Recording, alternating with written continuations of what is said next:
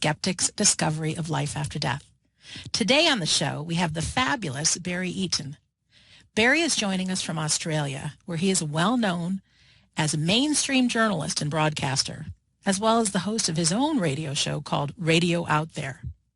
Fear and uncertainty surrounding death started Barry's journey into the spiritual world in 1991, and he now refers to himself as an astrologer, psychic, and Johnny-come-lately medium. Barry is the author of several books, including the book I'm now reading and holding in my hands called No Goodbyes, Life-Changing Insights from the Other Side. He has also helped produce Australia's Afterlife Conference in Sydney this year, at which he was one of the speakers as well as the master of ceremonies for the three-day event. Barry Eaton, welcome to We Don't Die Radio. Oh, thank you, Sandra. I've never been introduced as the fabulous Barry Eaton before. Oh, wow, I'm impressed. Yes, yes. And there's so much about you. I thought, how do I condense it into just a short introduction when you're just a great man and you've done a lot and you've got an awesome voice. So first of all, that's very kind of you to say so, Sandra. I have done a lot, but when I think back, I've been on the planet this time around for quite a few years, so I managed to squeeze a few things in. Well, it's so good, and it sounds like you've been following your passion. If you would, Barry, just a little bit about yourself. Home is in the Sydney area? No, I was born in the Sydney area. Okay. At the present stage, I've moved a little further north out of Sydney, up in an area known as the Byron Bay area, a very big tourist area up here. But I live in the hinterland, in a lovely rural setting. I can look out at my mountain in front of me here, and it's just beautiful. That's beautiful. It sounds great. Great place to write. Yes, and you have several books that we'll be getting into. But could you give us a little bit about your background? Because it's not everybody, every day someone just wakes up and decides to study the spiritual realm, or just a little bit about you and your past, and maybe a little bit about being in broadcasting and journalism and things like that. Sure. Well, I started off many years ago. I was going to become the next great Hollywood actor, but I suddenly found out that I wasn't all that good. So I got into broadcasting. But I was offered actually a 6-month theatrical tour and a 2-year television contract. So I picked the TV contract. Neat. And my path was set, which I did for many, many years as a mainstream TV host, radio host, and sports and news anchor, all sorts of things. Did the whole lot. But then when I had a marriage breakdown in 1990, I was doing a radio program at that stage with a clairvoyant, funnily enough, one of my radio programs. And she said to me one night on air, you're going to be doing this sort of thing yourself very soon. I said, oh, come on, really. I just don't have time for that. I'm doing radio programs. Right. I'm also running a PR business, a video production company, as if I've got time to worry about, doing anything more than this for one show a week. She said, no, you are. Well, my marriage broke down, and I suddenly had this realization I needed a new direction in life. Right. And one of my other guests on one of my other programs was an astrologer, and I was quite impressed with the information he was coming up with. So I said to him one night, Gary, I'm going to do your course next year. He said, what? I said, yes. He said, where did that come from? I said, I really don't know, but I'm going to do it. So I did, and that formed the platform for a whole new life direction. I still continued with my media work, my radio and television and whatever, but then it opened out. So I had 2 streams where I was an astrologer, and that led on to working as a psychic as well. So I was doing that at night, if you like, or at various odd times, and still working as a news anchor and various things like this. And that just developed until I met my late partner, Judy, in 1993. We only had 4 short years together. Wow. And unfortunately, even though we realized that we had a huge soul connection, she passed over very suddenly in 1997.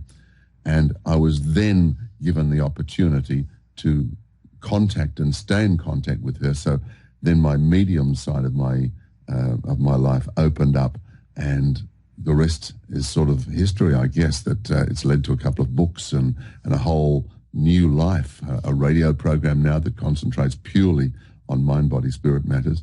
And as I said, Sandra, a totally different life.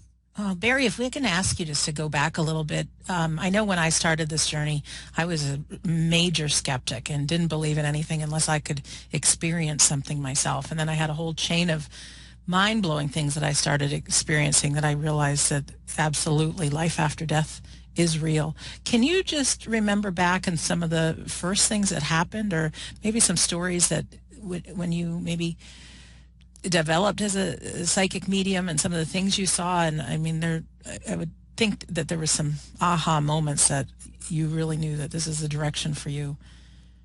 Well, I think it sort of happened gradually rather than the eureka moment with me, Sandra. I always knew that there was something more. I always just intuitively knew, for instance, that reincarnation was a normal part of the life cycle. That's no surprise to me. But back in the very early 80s, I started working on various other radio callback programs, and a guy called Mark Gruner was a regular guest. And Mark is a numerologist, and he had a lot of world experience. He traveled and toured all through America, and every time he came on the program, the switchboard would light up. Sure. And absolutely amazing. In fact, we used to have to block the switchboard off about an hour beforehand, because people would sit there just waiting, having got their call registered for half an hour, 45 minutes, just waiting to get to talk to Mark.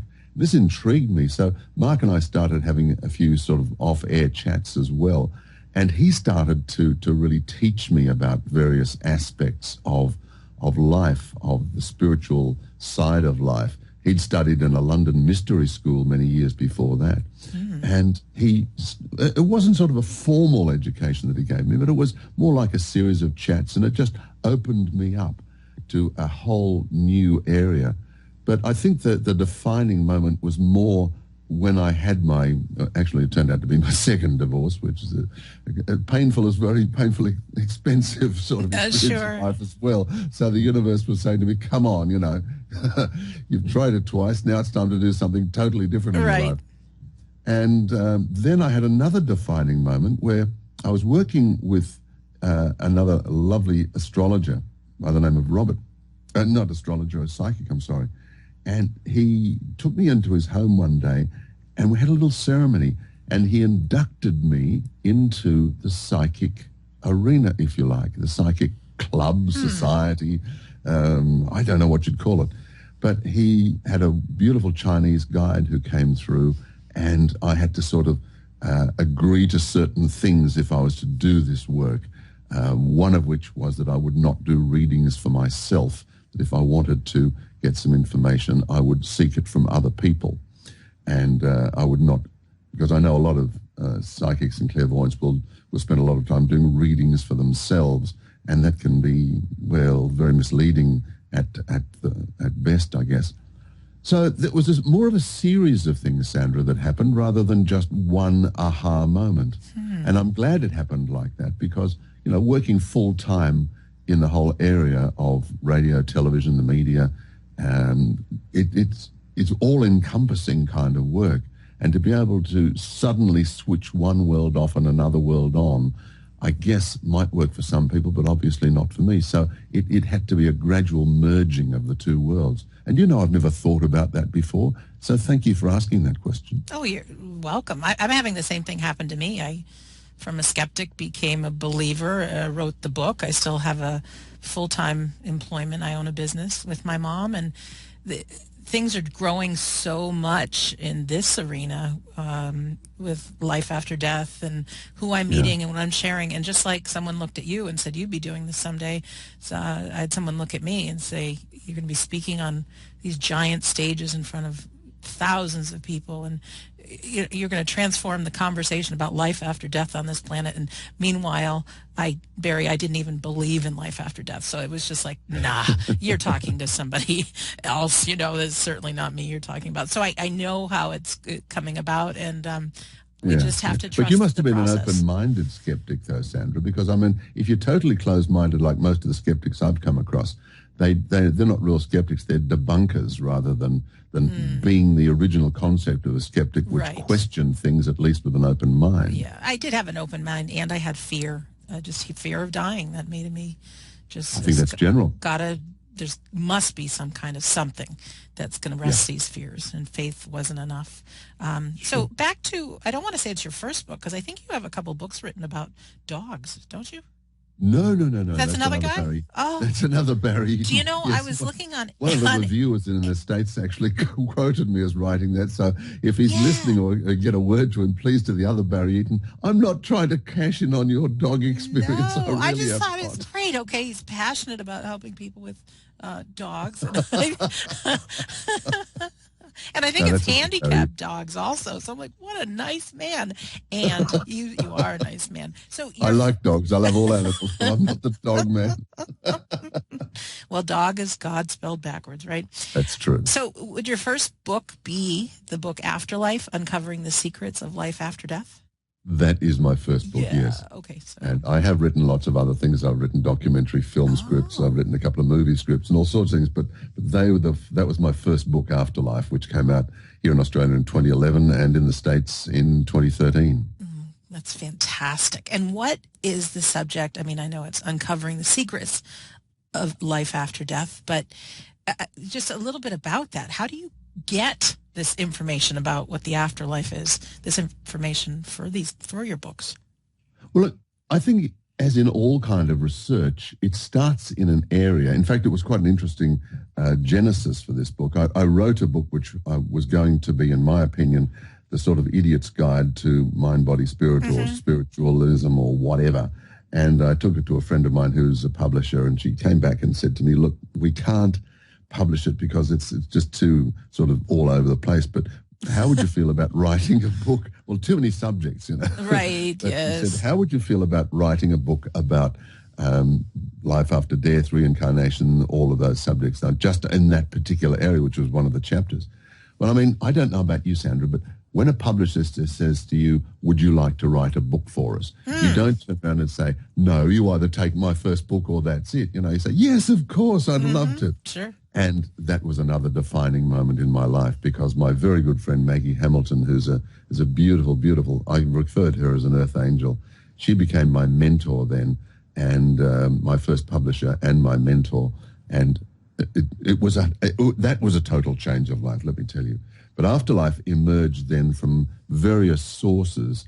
I'd been doing my radio program at that stage on the internet for about 7 or 8 years, 9 years maybe, but I was doing it on mainstream radio before that even.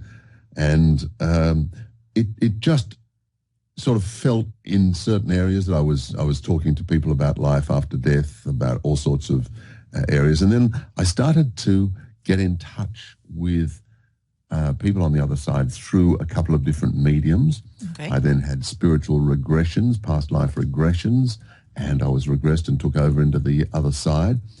And the book emerged so that I actually followed my own journey as the sort of bed for the book, if you like, from the death in my previous life, or when my body died anyway, in my previous life, through to the birth in this particular lifetime.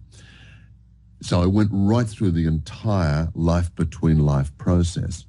I'd like to hear more about that. I think we all would like to hear more about that. Yeah, well, that was the whole basis of Afterlife.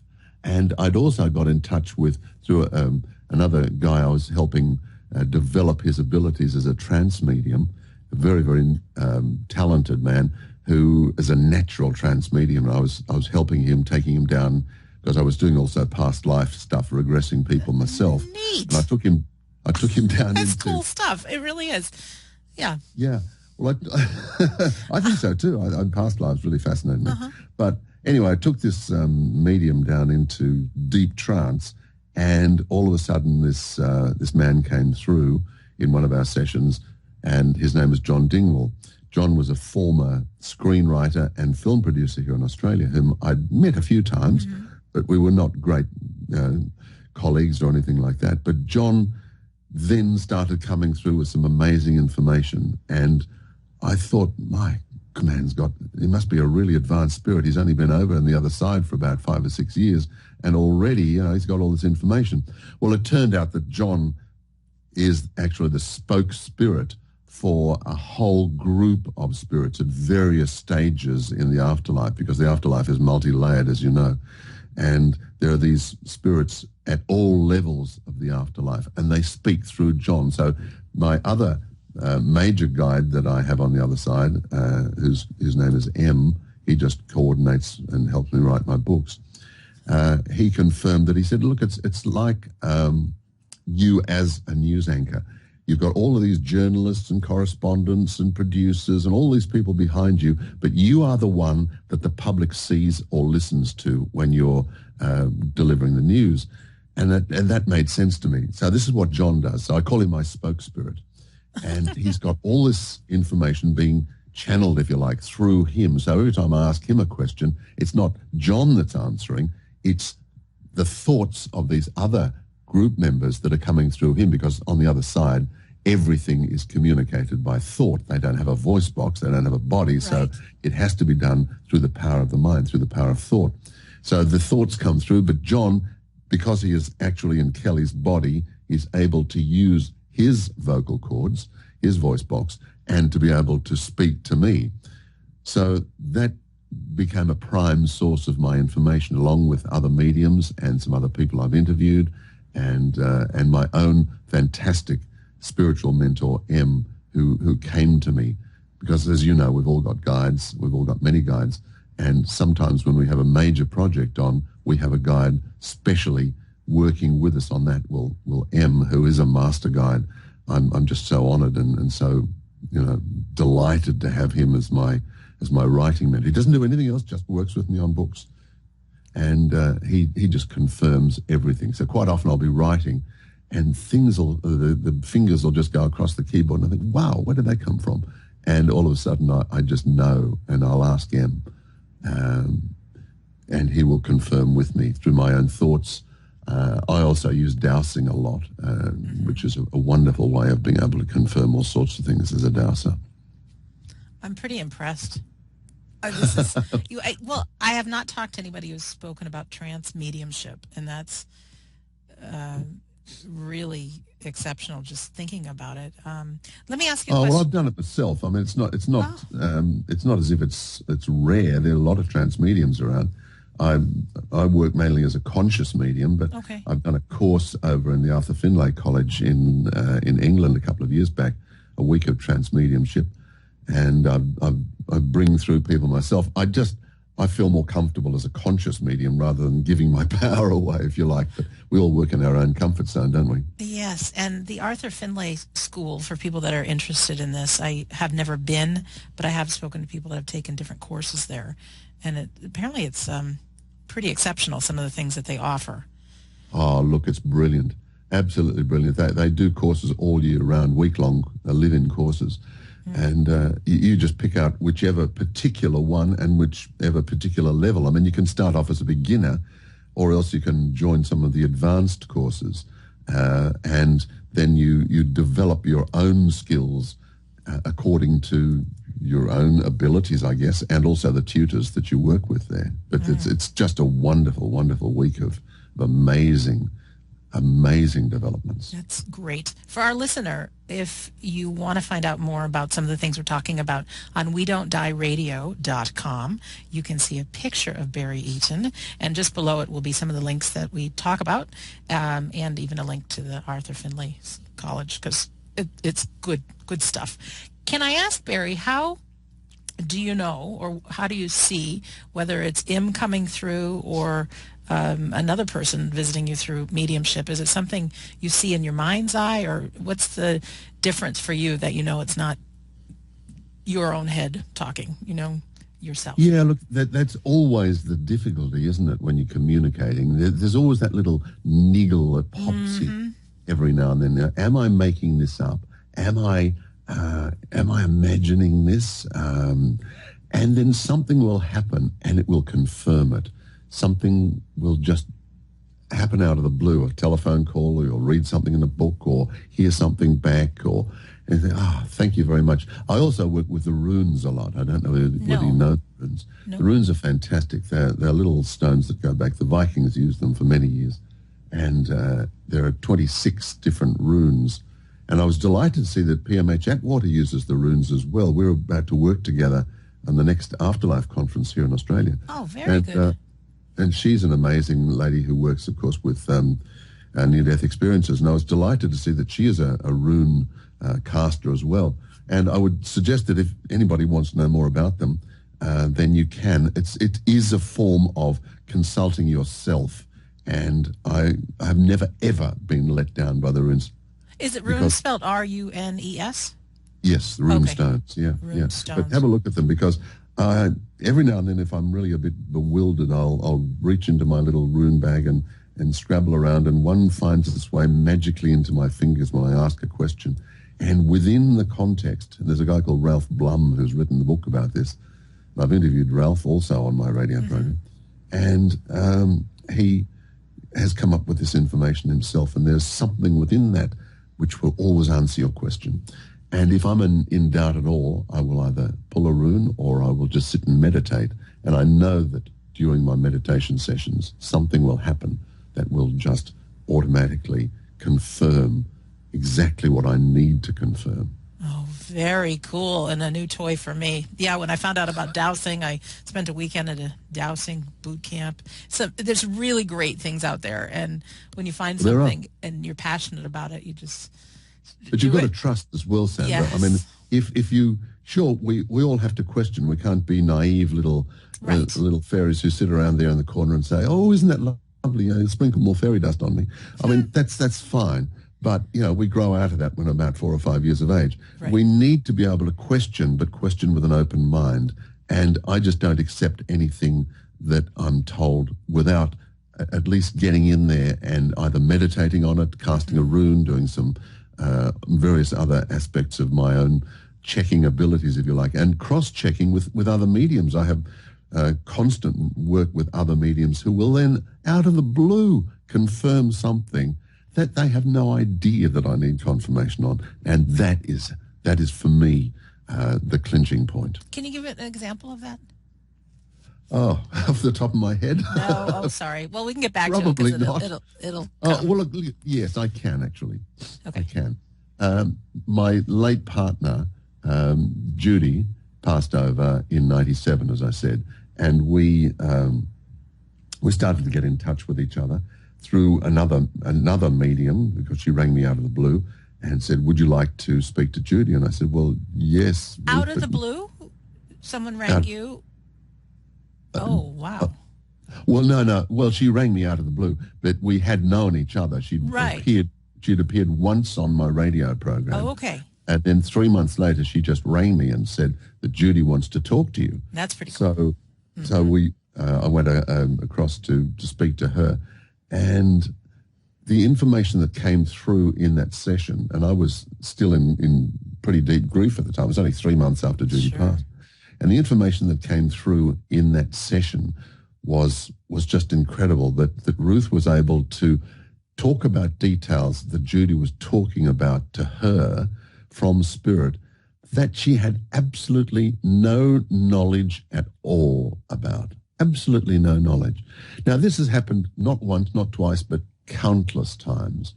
And, for instance, my latest book, No Goodbyes, I was working with another medium, a brilliant medium by the name of Ezio De Angelis.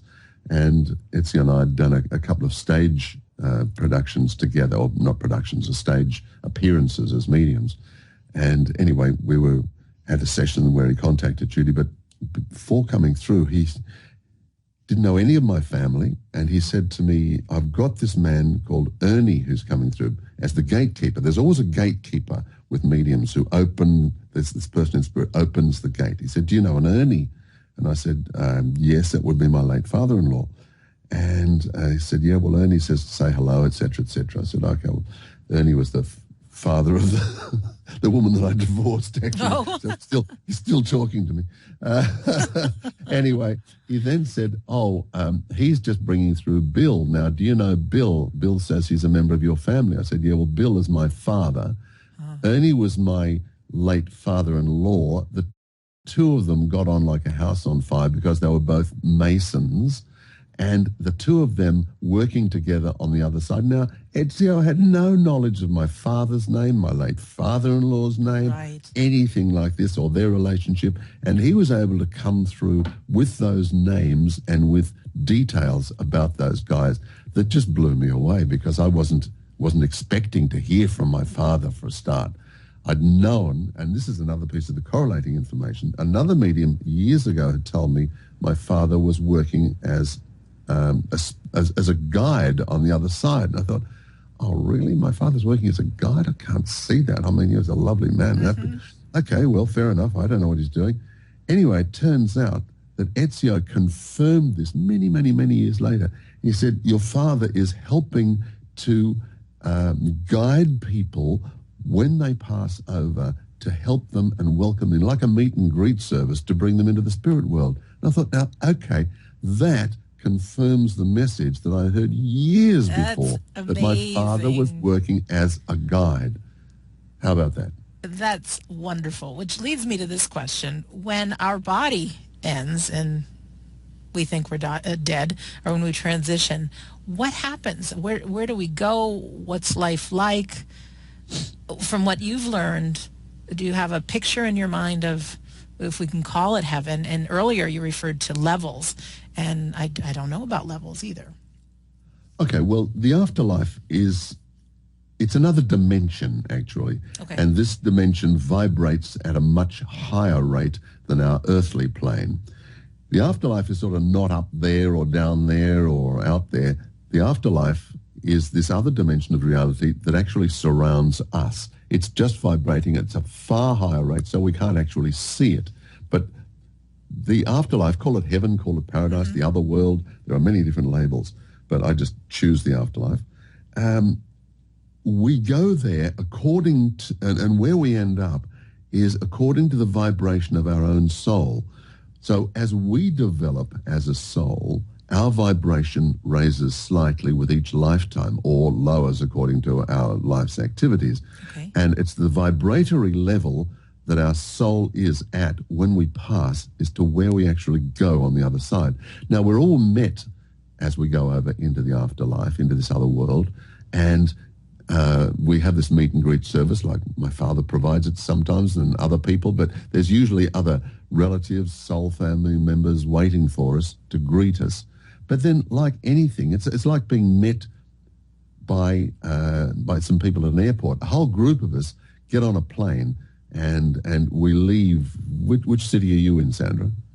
Boston, Massachusetts. Boston, okay. So you get on a plane, you go from Boston across to one of my favorite cities, Paris, okay? We're all on the plane to Paris. So we get off at Paris, and we go through customs, and we go through immigration, and we all those lines and queues, and then we get out the other side, and even though we've all got this common destination, and we're going to do various things in Paris, some of us are going to be met by friends or family, others of us might be met by tour groups or whatever, and we all then have a common goal as to where we go, but we all have our own unique experiences. Now, the common goal that we have is to return to a place called the afterlife, which is our real home. Okay. This is not our home. The earth, we are here on an earthly adventure. I like that expression, earthly adventure. Yeah. Okay. Well, that's basically it. Our soul is an everlasting energy. It's a pure form of energy, and it's surrounded by the spirit. The spirit is the vehicle for the soul. The spirit attaches itself to us at the heart level, from what I'm told, and hence the expression of heart and soul. Mm-hmm. But when the spirit then detaches from the body, it then returns to its real home, and the body perishes, but we as a spirit and encompassing the soul return home. And it's like anything. After you've had your adventure, you're met at the airport by your friends, your family, whatever. Then you go off, and you all go off into the various homes that you have. And if you were met at the airport after you've had your trip to Paris, then you're going to then go back to your place, and your family and your friends will go back to their places. And it all might be according to the various socio-economic conditions of their lifestyles. Same thing on the other side. So the rate of vibration of your soul will see you in the area or plane of existence, the sphere that you relate to. Even though the world is there, and it's such a vast, beautiful world from what I'm told, we all have our own sort of sphere that we end up in. And we don't just sort of get the obligatory harp and cloud and off you go sort of thing and float off into eternity. That's cartoon, Hollywood rubbish sort of stuff. We go to those areas, as I said. We normally go and have some healing to start off with, particularly if we've had a very hard passing, been in hospital or taken quite some time to pass. Right. We have to go through a kind of healing because we're taking the imprint of whatever we've had with us on our spirit. Okay. Then that has to be healed. After that, we have a life review where we work with a group of spirits, quite often known as the Council of Elders, and we review our own life. We look at what we set out to achieve in that lifetime, whether we've achieved it. There's no judgment. There's no nasty man there with a gavel and a judge's wig on or anything like that. And hell for you, heaven for you. No. That's right. Okay. There's none of that. Okay. Because we end up in the area that we have created for ourselves. There's no such thing as hell, for instance. There's no devil with a pitchfork and a bunch of grinning demons there. Mm-hmm. But there are lower levels of the astral which could be regarded as hell, because you have to go there to learn, to atone, but you are helped. Everybody's helped.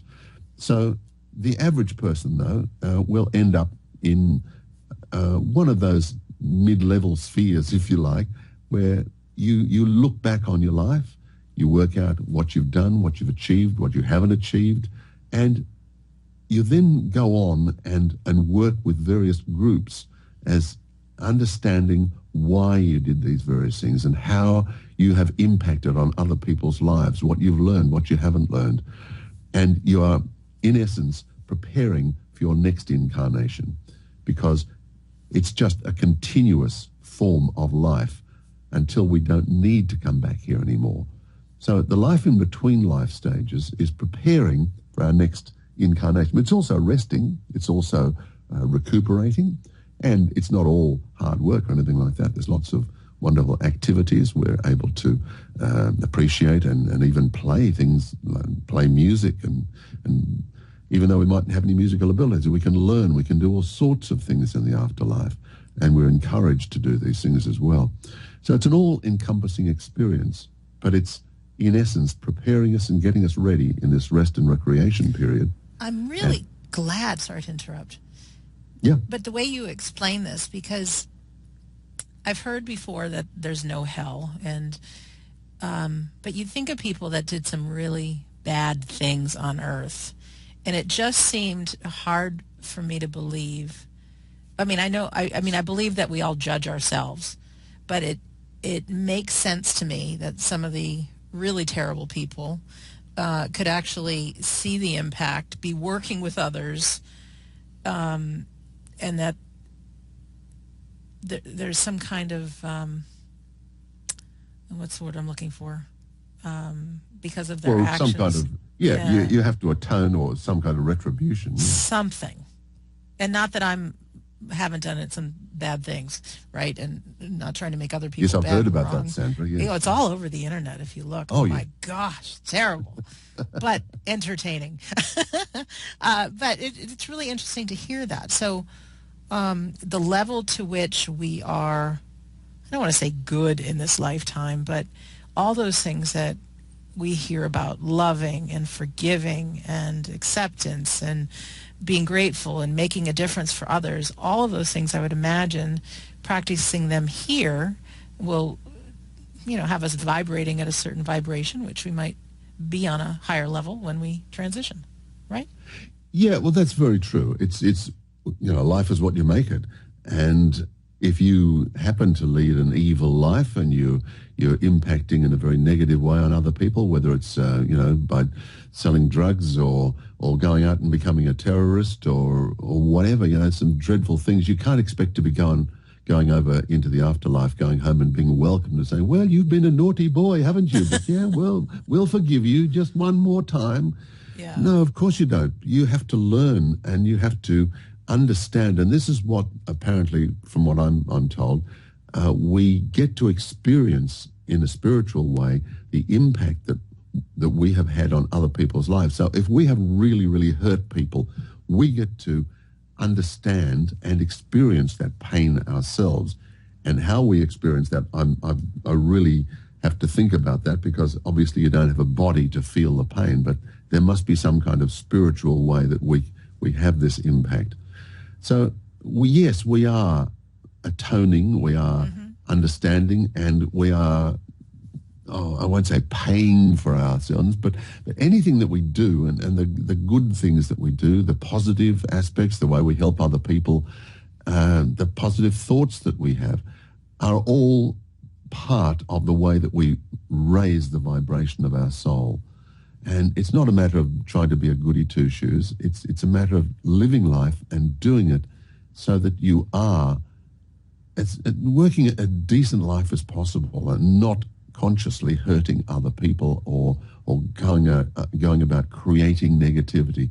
And that can happen with greed and corruption and many different ways. So it's the way we live our life, and we have to take responsibility for this. Self-responsibility is a huge, huge part of our return home. Makes sense. There's things that happen in my life, and I am of the belief that I'm going to review it someday. And so it's like, Sandra, do you want to deal with it now, or you want to deal with it later? Well, how about we deal with it now, And so sometimes that'll have me either do the right thing or say what's on my mind or something. Barry, what about addiction to alcohol, drugs? Does addiction and substance abuse have any kind of reaction on a person's soul, any impact? Very much so, Sandra. I was given, when I was talking with John and the spiritual group, my spiritual advisory team, I call them, they would quite often come up with things that they wanted to talk about. I would go in with some questions into the various sessions we would have, because each session with John lasted about 45 minutes, and then the energy would really fade, and that was about as much, because he had all these other spirits on the other side holding the energy, and I had some help on this side holding the energy as well, but we could only hold it for so long. But they would quite often come up with things that I had no concept of wanting to even ask about.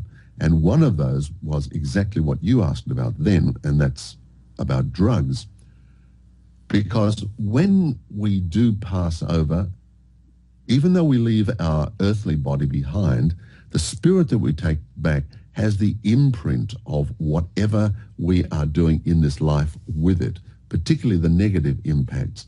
So if you're really hounding your body with drugs, you're corrupting yourself with all sorts of areas that will leave an imprint, you take that back with you. Now that has to be healed on the other side.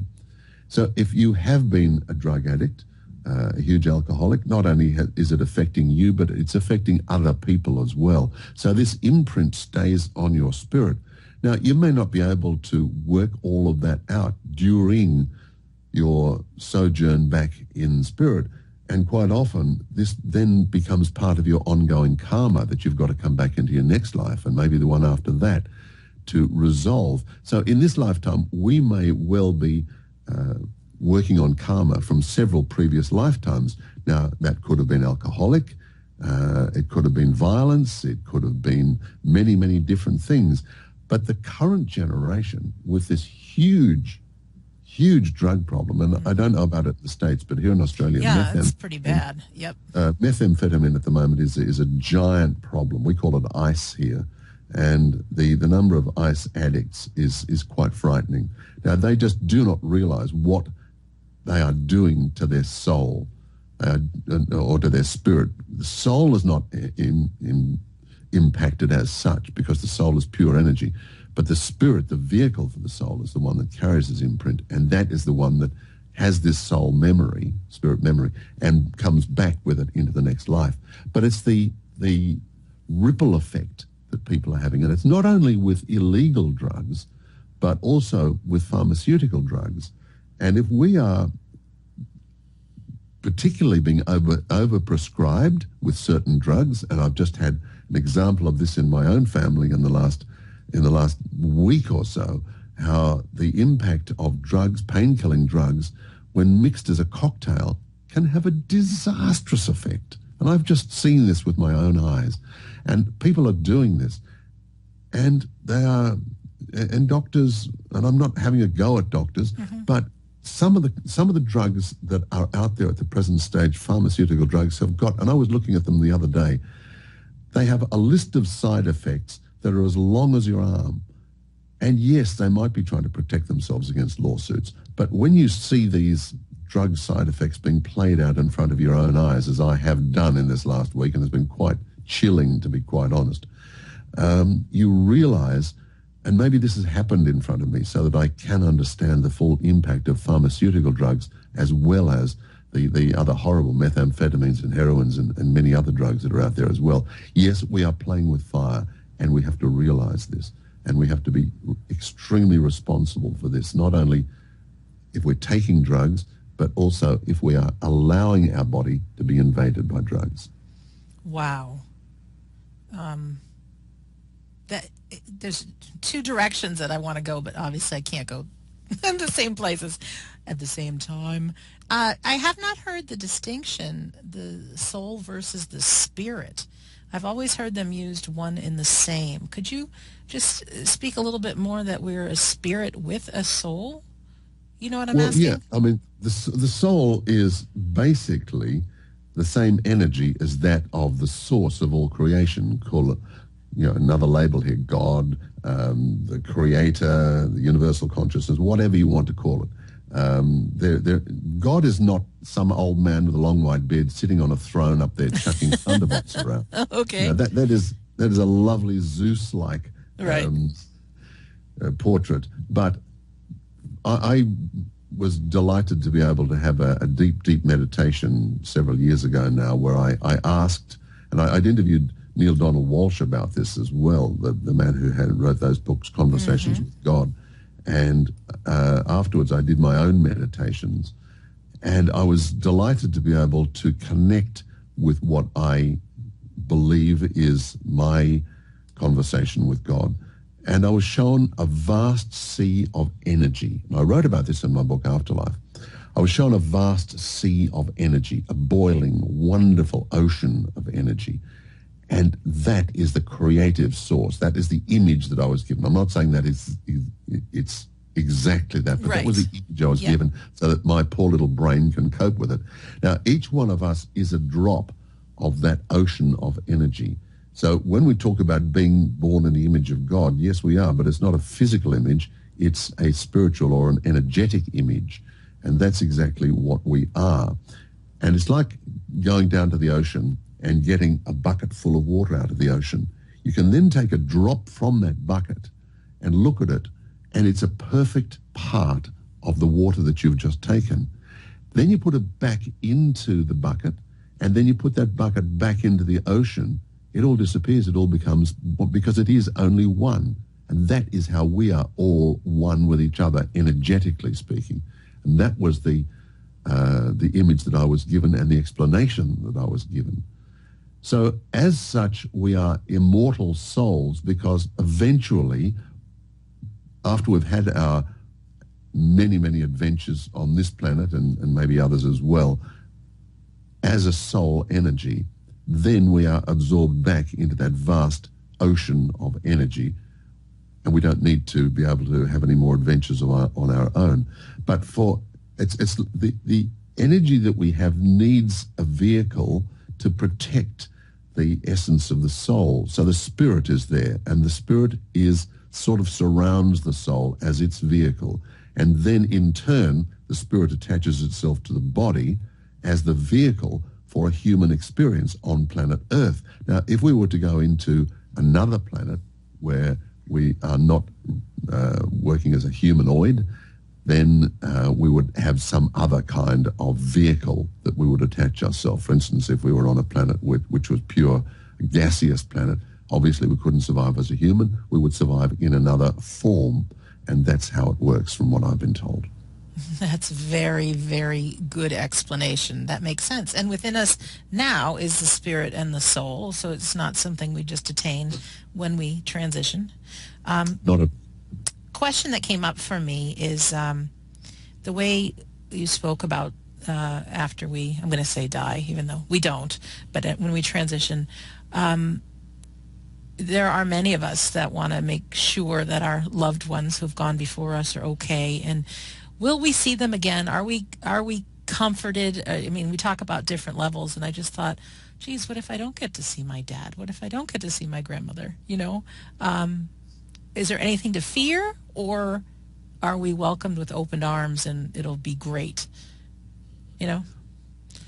We are all welcomed with open arms. Okay. We're all met, and we are welcomed back into our soul family. We have a smaller soul family and an extended soul family, just the way we do here on Earth.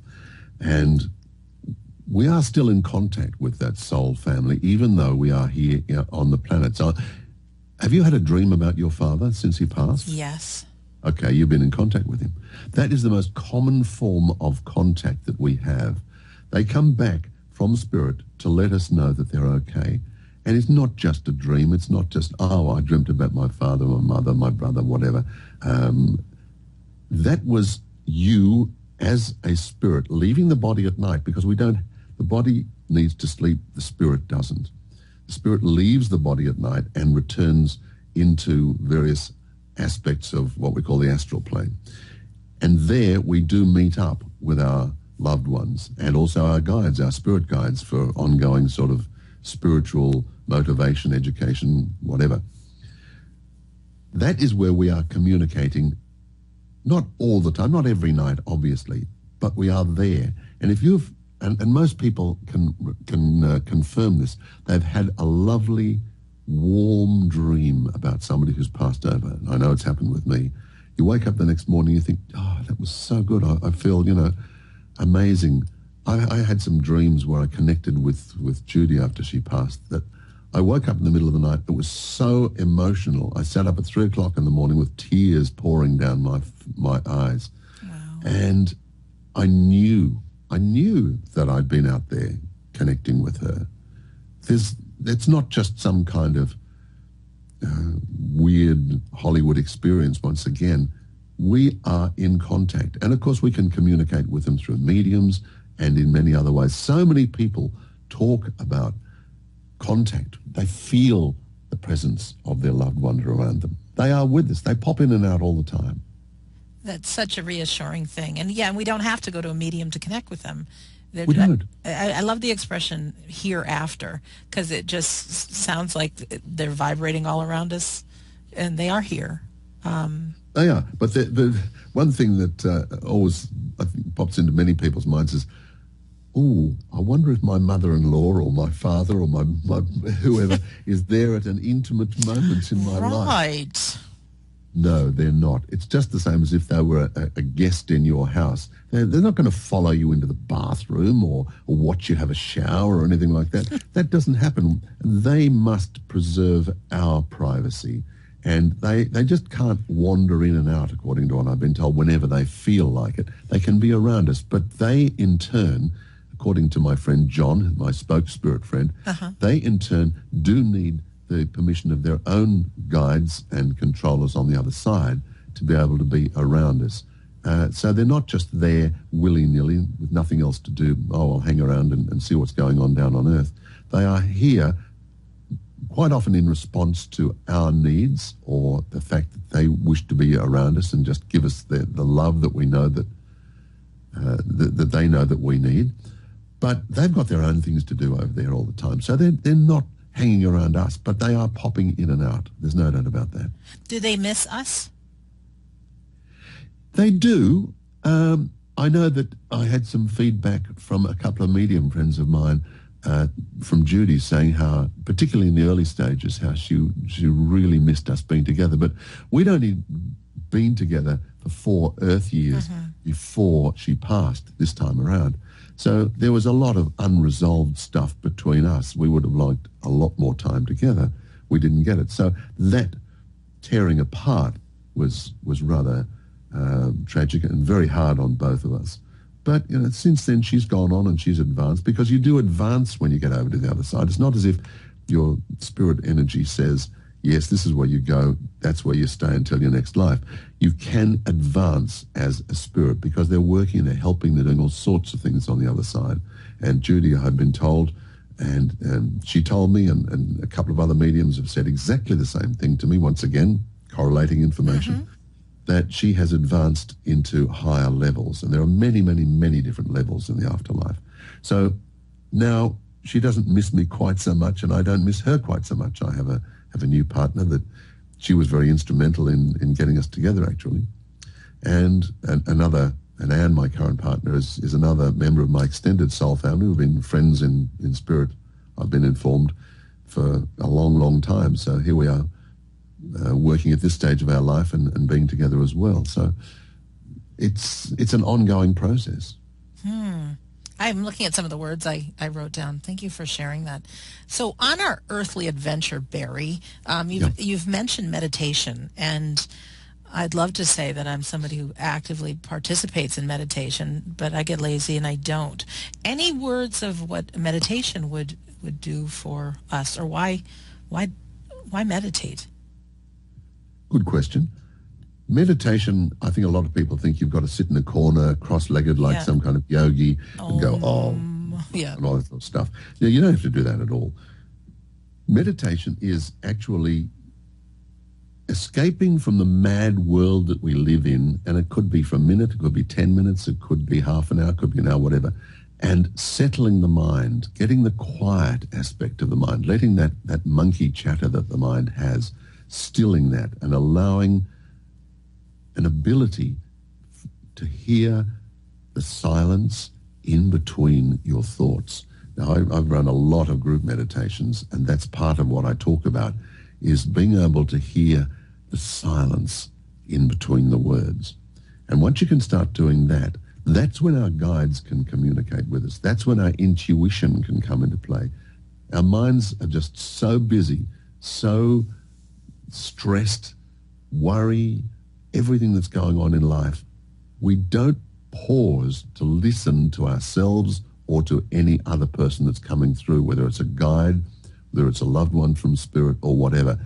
It makes sense. If you think about it, it's like going to the Super Bowl with about 150,000 screaming fans around you. All of a sudden, you get a call on your cell phone and you want to have a quiet, intimate conversation. How are you going to do that with 150,000 people screaming for their team? You can't do it. So what do? You say, hang on, guys, I'll be back in a minute. You go off, you go somewhere quiet, and then you can focus on that conversation. It's exactly the same with meditation. Oh, that's a great way to explain that. I know, Barry, that I had taken a course in mediumship some years ago, and also, even though I didn't go on to be a medium and practice it, those times that I've been able to connect either with one of my deceased loved ones or I've been with someone, and all of a sudden in my mind's eye some stranger shows up. I remember talking to a woman, and all of a sudden I'm getting a guy in a easy lounge chair, and he was bald with a kind of a comb over and glasses, smoking a pipe. And I hear Fred, I can't remember the name, in my mind, and the man's reading a book, and it's like, that is out of the blue, and it was just so clear. But when it happened was sometime that my mind was relaxed. I was just kind of being in the moment and just enjoying her company. And, there's times when you're with somebody and you don't even need to say something, you're just right there. And so all those times that I've had those moments, my mind's been pretty quiet versus, how I feel like I normally am is just, it never shuts up. So You're not a Gemini, are you, Sandra? I'm not. Aries.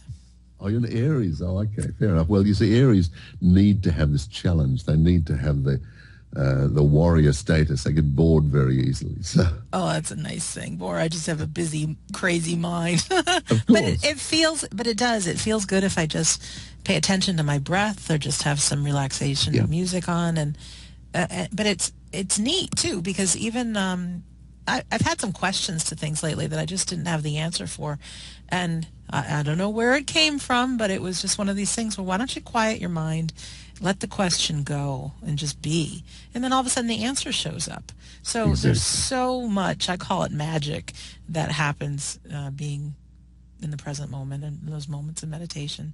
So thank you for sharing that. And I'm looking at my watch, and time always goes by quick. What haven't I asked you that you'd really like to share about? How's that for a question? Yeah, that's a good question. Look, I think the main thing I want to share with my books is, first of all, when I wrote Afterlife, it was to help people get over a fear of death, and also to know that their loved ones are there and we never ever lose anybody. I then wrote No Goodbyes in response to John and the team from the other side who said, you've got to write a second book now, when I thought Afterlife was going to be it. And they wanted to go much, much deeper into the insights that they want to give. They want to communicate with us here on Earth. They want to unveil some of the mysteries. And that's what they've done through my book, No Goodbyes. I mean, there are some wonderful books written by mediums and whatever, but they all seem to focus on what Uncle Rob said or what somebody else said, and lovely, lovely conversations with people on the other side. But they want to go much deeper, and that was what I was chosen to do with my books, to reveal what they want us to know about life in the afterlife, and also other aspects of how we can improve our life. And that's why we've called it Life-Changing Insights from the Other Side, because they are there and they are looking at us, and they can't tell us what to do, but they can whisper in our ear, they can help, they can give us a little gentle shove every now and then, but it's still up to us, and we have to accept responsibility. But they look at the chaos in the world, and they know that unless we do something, we are headed down a pretty rocky path at the moment. So there are these insights, and that was why I wanted to get this message out about No Goodbyes, life-changing insights from the other side, because people do contact me and say that since they've read the books, it's fantastic. Yes, it's helped them come to terms with the fact that life continues. It's come to terms with their mother or father or whoever's passed over, and they feel so much better about that. But it's helped them to change their lives, to rethink their life. And that, to me, is one of the great benefits of writing this book. And I didn't set out to write it with that intention, but that is something that's come through that absolutely delights me when that happens. So whether it's my radio programs on radio out there, or whether it's through the books, I just want to know that people can start to take responsibility for themselves and learn and open their minds and get away from that stress and have the quiet times and just allow. There's an old saying, let go and let God. Yes, I know that. Your book is very attractive. I have hundreds and hundreds of books, most of which I haven't read yet. And your book came from your publicist a couple of days ago, and I was traveling, so I hadn't started it. Well, I started reading it this afternoon, and it is so easy to read, engaging, thought-provoking. This may sound silly, but I thought, I really wanted to keep reading, but I'm looking at the clock. It's like, no, it's time to interview this guy. It really is good. And I just want to read a quote, if I may, that I read just in the first beginning pages, because I think it really deals with what it is that I'm about, and I think you're about, and I think even who's listening right now, yes, you, the one listening, this is what it's about. And this is from the book No Goodbyes.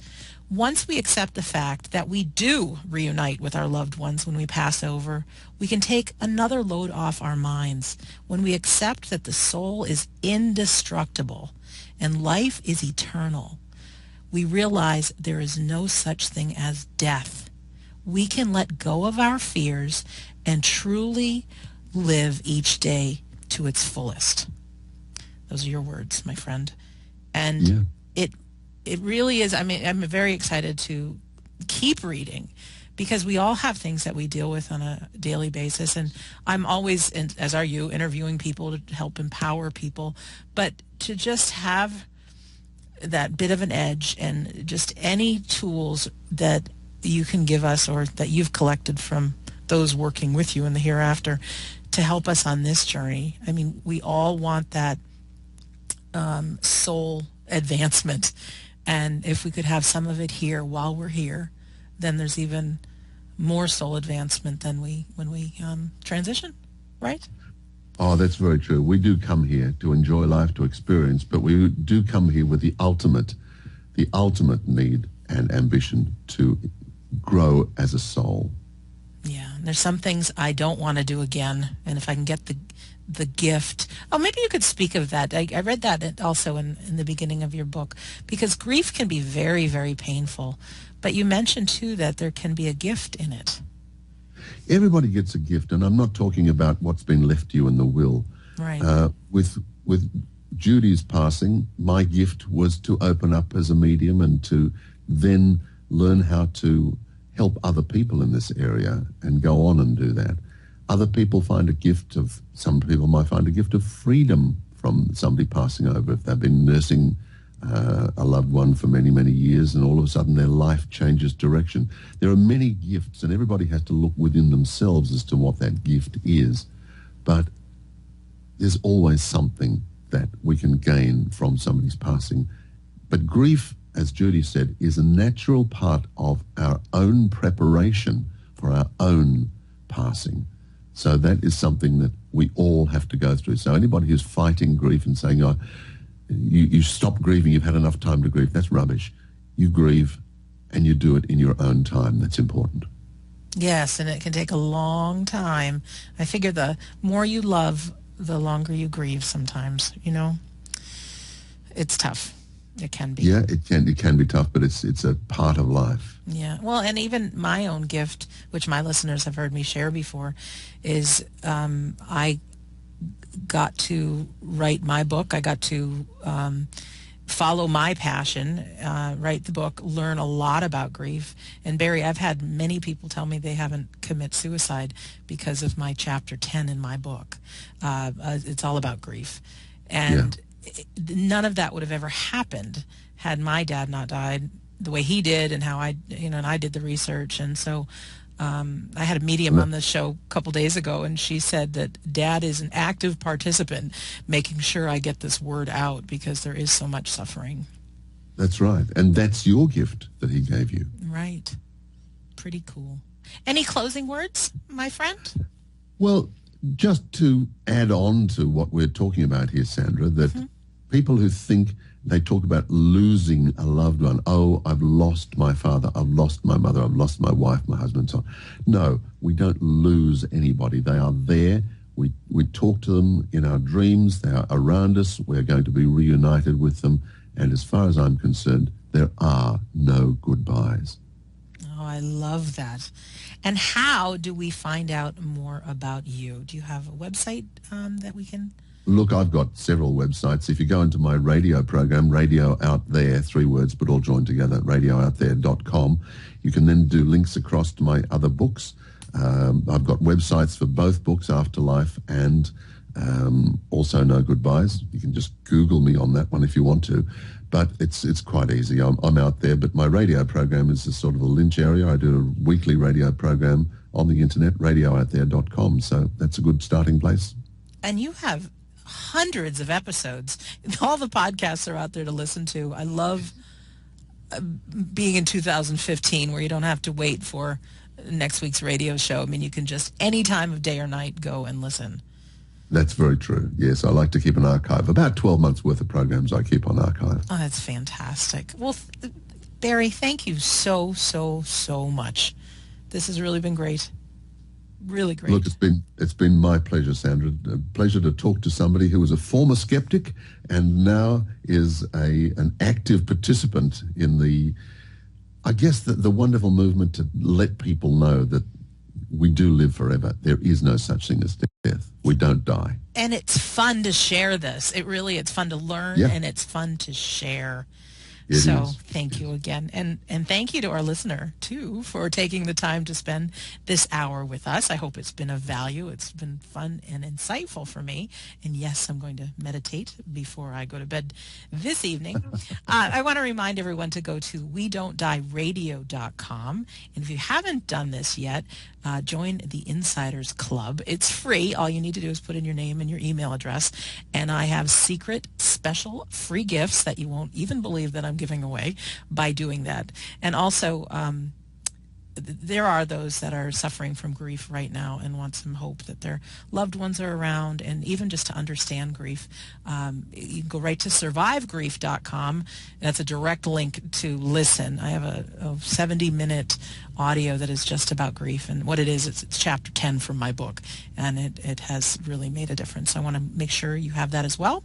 So another thank you to the fabulous Mr. Barry Eaton, coming to us from Australia. And Barry, thanks again, and I look forward to being on your radio show. Indeed. We certainly will be having a chat. Sandra, thank you so much. I'm pushy girl. Okay. And this is Sandra Champlain. I've been your host on We Don't Die Radio. I do believe with all my heart, spirit, and soul that life is an education for our souls and that your life here on earth is important. So thank you for listening, and we'll see you soon.